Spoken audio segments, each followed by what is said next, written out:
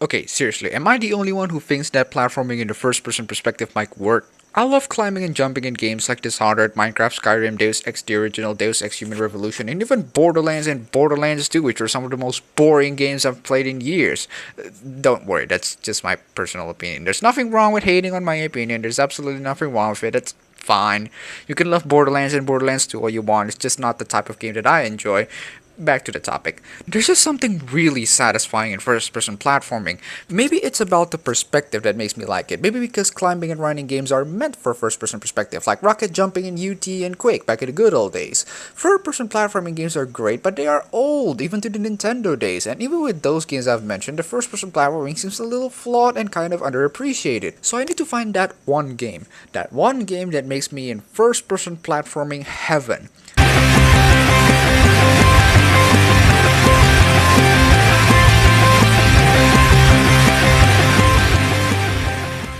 Holy yes, this is Mirror's Edge, one of the games made by DICE, the developers of generic realistic modern shooters like Battlefield and the engine of Frostbite, which is the next generation console engine for the future BioWare games like Dragon Age Inquisition and Mass Effect 4 and also Plant vs. Zombies Garden Warfare. No, seriously. This engine also brought us crap games like Medal of Honor, Warfighter, and Need for Speed to run. Unlike any other game developers who are still under the pressure of EA's prison, the relationship between EA and DICE went unexpectedly well, so well that I thought it was EA themselves who developed this game.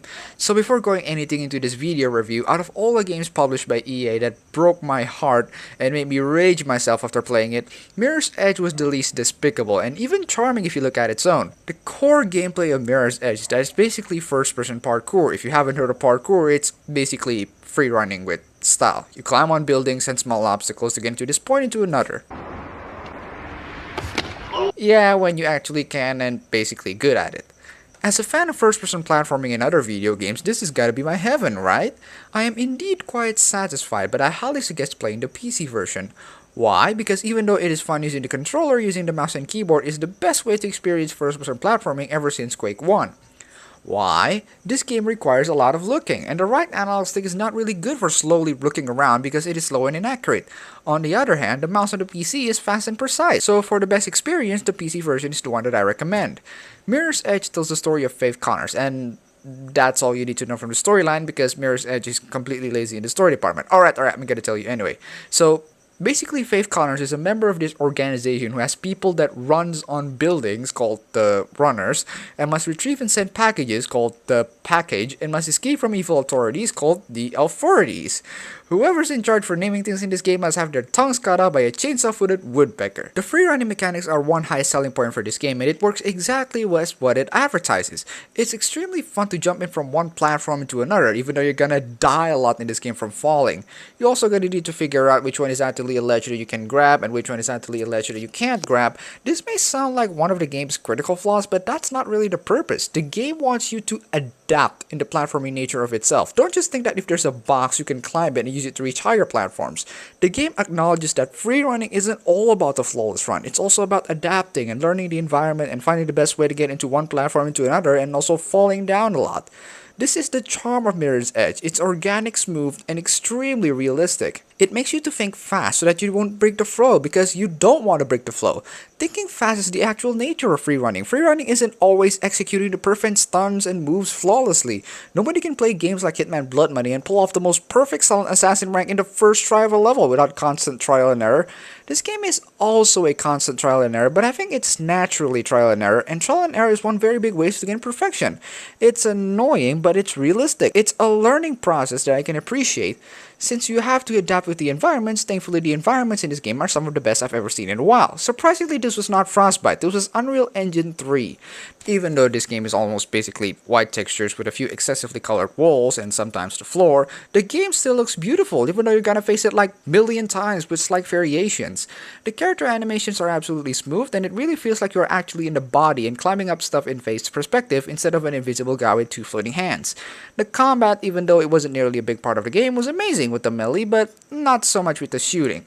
Melee in this game is incredibly satisfying. There's like a natural feeling that you are punching a guy hard in the head, similar to Riddick.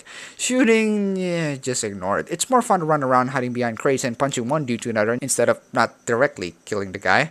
And since thinking of the best way to get out of a situation is one of the core mechanics of Mirror's Edge, it kind of reminds me of Portal, except without the lazily card textures, except without a female protagonist, except without the short-length single-player campaign, crap.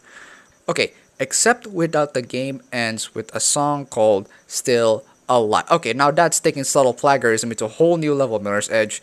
But thankfully, even though the game subtly tries to copy Portal in many aspects and one very obvious aspect, I still like the game for what it's really worth. Yes, the game has a lot of flaws too. Sometimes you really have to fight enemies in order to advance. There's just one part of the game where I have to turn a crank to open a door when 5 armed soldiers are shooting behind me with infinite ammo. I have to take down the soldiers one by one first before actually opening the door, but that's okay because there's a strange feel of achieving something that doesn't really exist after killing all the bad guys.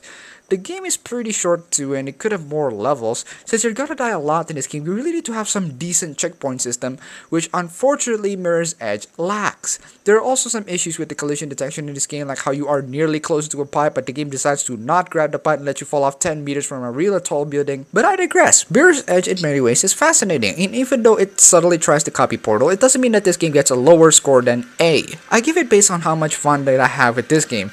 This game isn't perfect with all of the flaws it had, but I decided to not really care because I have a lot of fun with this game. It is extremely fun to free run in this game, and I love first-person free running in many video games before, so if you do love first-person free running, get this game and you'll be in your own personal heaven. I also recommend it to everyone else, but not for people who are looking for a good shooter or games with great storyline. So thank you for watching this review, and I see you guys later on the next video, only if you guys subscribe to me, so subscribe.